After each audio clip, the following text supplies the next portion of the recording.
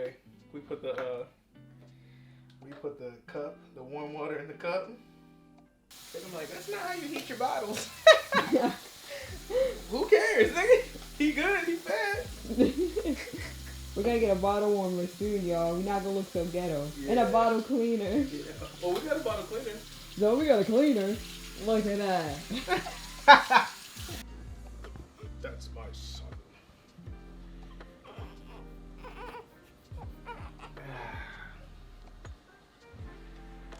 This boy don't even need tummy time for real, cause he be. Show him, Mr. Hulk. Hulkster. Show him, Hulkster. Yeah. I know, that's right. Hit him with the. What's up, guys? Back again with another YouTube video here, and we're here with the Stroman family. And we have Isaiah and Mercedes. Okay, and today we're just gonna be talking about basically tips to create just a better experience being a first-time parent. Yes. Yeah. So Yeah. we got 5 points for y'all today. 5 points. We're gonna go back and forth. So I'm gonna let my wife go first. One is cleanliness. Okay, y'all. So I would definitely say, as a first-time mother, like when you go for the labor and delivery, I really would want, and I would recommend for anybody to have a clean space to come back to. Yeah, I'm need a telling clean y'all, space, yeah. that is what really does the difference. Mm-hmm. It will really take a toll on your mental health if it's not clean. We were expecting him to come 39 weeks. I was 38 weeks. Like, we had actually kept the house nice up until my labor experience happens, which that'd be a story for another time. We came back home to a mess. It was a lot of stuff, you know, like nothing was ready, y'all. And that really does take a toll on your mental health. It does take a toll on how you operate. Like, you really want a fresh breath of air when you walk back into your house, when you have, you know, when you're bringing your child into the home, because that will really do the difference. Yeah, and just to add to that, and it'll be kind of like a bonus little thing, I say like proper planning and cleanliness in the home is like the best thing you can do just starting off, which is going to lead us into this next point, which is scheduling. Like, so for scheduling, I say you can't even schedule properly, and this is just from our experience, you can't schedule properly in a dirty home. So with the clean home, it kind of like allowed us to just have like an open space to properly schedule things out. My wife did a great job planning out a schedule where we kind of got a gist of, like, you know, kind of how things were going, like how when he wakes up and this and the fourth, and you know, it took a couple days, like a week. It took a couple, because we had something going on where we had shifts in the nighttime, but we started realizing we really went like a whole week almost without us sleeping in the same bed together because of the shifts. So now we're on something where we're together, so we're able to sleep with one another. Proper scheduling is definitely important. Like, you know, you have 3 to 4 hour intervals between you and your partner. Throughout the day. Not just at nighttime, but throughout the day, giving both partners, you know, a lot of space to, you know, plan, organize, do this, do that, time for themselves. It's a good break. You know, most of the time, just because we've been in such a good space because of this clean space, we've been able to just kind of have them there together, even though, like, responsibility will be on one partner. And if somebody needs some help, it's whatever. It's not that big of a deal. But scheduling, very important. I would definitely say for parents to definitely hold off on scheduling until your baby's here, because you have to know your baby's schedule. So don't try to make a schedule and then it doesn't really come out the way, because you really have to get to know the baby and how they sleep. So like our son is on schedule. Like, he sleeps every 4 hours. 3 to 4 hours. So our scheduling is basically done by that. So by this time, you know, this is going on. By this time, you know, this is going on. I know the stay-at-home moms that the dads are always working outside. My husband has his own business, so he's usually home-based. We'll talk about that in a second. We're going to be talking about communities. So, like I said, y'all, we came back to a very messy home. And, like, you know, we're just trying to... y'all, I'm pretty sure... I don't know if they've seen her in your channel yet, but he has a 3-year-old daughter. We have a stepdaughter. My stepdaughter. So she was coming back the day after we came back home.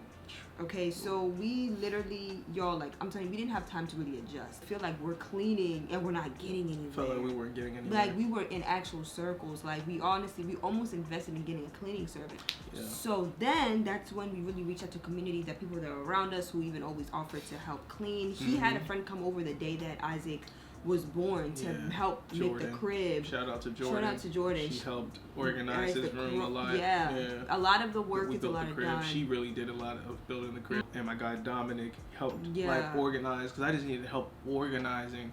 Yeah. And he helped me organize the house and community. And when I tell y'all, like, the cleanliness, why we saying the cleanliness is a big deal, is because ever since this space has been clean, I kid you not, our mental health in some kind of way has been up here. There's so many of his of my in-laws that have offered, like, I only have a whole aunt who's in South Carolina who's offered to come up here to help me, you know, because she understands being a first-time mom, especially being so young, because I'm 21, is, that's a lot of transition. Because when you have, when you don't feel like you're alone and you have people backing and supporting you, that really just uplifts you in a different type of way. Yeah. And that's, as we go into just that, we're going to the communication and teamwork, because having people behind you and having your partner behind you is very, very important. So proper communication and teamwork are the most important, like one of the most important things, because you can have a schedule and you don't have the proper communication on who's doing what and like how I can get this done and this done. It's like you need a team. If somebody needs to just take some time or anything like that, you ask your team, your partner to help, and it's like it really comes with second nature if you have this mindset previous, like, to anything, that this is a team, like we're here for the better mental health of each other, and so that we can be better parents to Isaac. So that proper communication, mental health checks, that's not just communicating about Isaac, but also how that person is feeling about the day or yesterday or where they're at now. Like, we answer to that probably every day. Like, how is your mental health? How are you? Like, just checking in on your partner is so important, because you got to know where they're at, so you can know really, okay, maybe I should take this extra shift today, or this, that, and the fourth, if need be, or if necessary. For those of you that might not pray, we pray, because even with prayer, everybody's got their days. So, And to bounce off of that as well, with a lot of, again, stay-at-home moms, like, really make sure that you're able to communicate with your husband. Like, I know there's, again, like I said, there's husbands out there that have to go out and work, and we get that and what's going on. So I feel like maybe asking your partner, hey, can you maybe just like cut down on work during this time real quick before, can you help me understand the baby? Can you help me? I want us to both understand the baby before you go back out there, because, for example, like I said, he has a 3-year-old daughter, my stepdaughter, and literally I've told him, like, for right now, not to take any like shifts and works and bookings when she's here, because I have yet to really get down. I'm getting down the whole newborn, but I need to get down a newborn and a 3-year-old, because I feel like a lot of maybe stay-at-home moms might think like they have to just be the only ones doing everything, which is not the case. Make sure that you're having a kid with the right person. Official to take a little bit of leave when it comes to working, whether you work at a job or this and the fourth, so that you know for sure that your wife and you have a good order of things, so you're not coming home to just being tired and then going to sleep while she's been also doing a full-time job here handling the baby. No matter, I don't care, we're in a day and age where we can keep it real. Like, being a stay-at-home parent is a job. Like, it's a different type of job, and it's most likely more taxing on the person depending on what you do. If you out here hauling rocks, you're gonna be exhausted, but for the people that we all know the daily jobs we got going on, like, being a parent is taxing. It's very mentally taxing. It is. So. And again, like I say, for the people who maybe would ask the question like, okay, so how can I take off with my job, and with let's say like maybe like the job doesn't pay that much, save up before, like start saving up before, like really discipline yourselves, like because what he did before he came here, he ended up cutting down how many times we went out to eat, how many times we ate out, so he had so much money saved. It's like now when we got here, it's like I was able to manage. And he's able to manage, and he's able to really like take off and chill out without anything happening. So really, oh my gosh, See, hey, newborn stuff. That boy just let a rocket out. Because I swear to y'all, it is so much fun, like doing it together. Like literally, before we used to have shifts where one person would be upstairs sleeping in the nighttime, but now we literally do everything together. Yep. So like let's say from 10 to 3 when he's asleep, we go upstairs and sleep together. And then when it's time to wake up, we come downstairs together. Like we do everything together. Feels better. It does. Feels much better. Cause it be when it was like by myself for a while, it'd just be like, oh my gosh, like it's fun and all, but you want somebody there with you. You want that companionship. Yeah, so be willing to make that sacrifice. You know, sacrifice. That's what real love is sacrifice.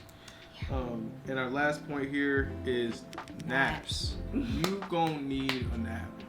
Once in a day. Yeah, like at least one time, 2 to 3 hours. Take yourself that nap. Now your body, like, cause I feel like I still took a nap. But your body might get accustomed to it, but still, if you feel tired, take the liberty to take your nap.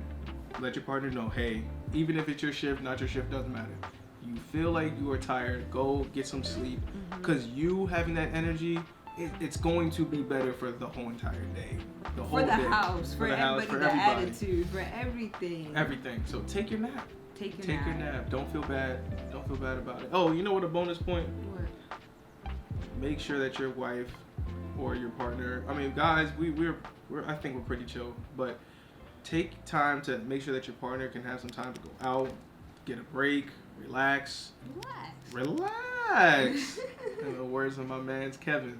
Relax. You gotta take your break. You know what I mean? I don't care if it's a weekend, 2 weeks. I don't care. No matter how early. If you need that break, like, you know, get out the house for a couple hours.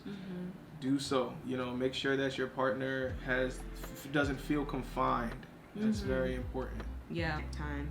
You do need that time to go out and just take a breath of fresh air. Like, you know, your life, it just is not about the baby. Like, your life is not just that. And I feel like a lot of women will be like, what are you talking about? Your life is not just that. You had a life before the baby and you're gonna have a life after. Like, you need to take some time out. I'm not saying go out and drink every day, girl. I'm just saying go out and eat. Go have fun with your friends. Make sure you talk to your partner about it to make sure like they're in the mental space in advance. Like, don't just drop the ball on them. Just tell them like make sure you prep them up for 3 days in advance. Like, hey, I was thinking about going out with this. And, you know, your partner should be understanding because then they mentally have prepared themselves at this time. This is what's going to happen. And truthfully, too, you can plan the times that you go out when the baby's asleep. Just, you know, making sure you're accommodating and you're just being considerate of the other person's time is what it really, how it's going to hit. That was good. Yeah. Yep. Well, that's all. You know, thank y'all for tuning in. You know, if you have any questions, y'all can leave it down in the comments for the, you know, and yeah, that's all, you know.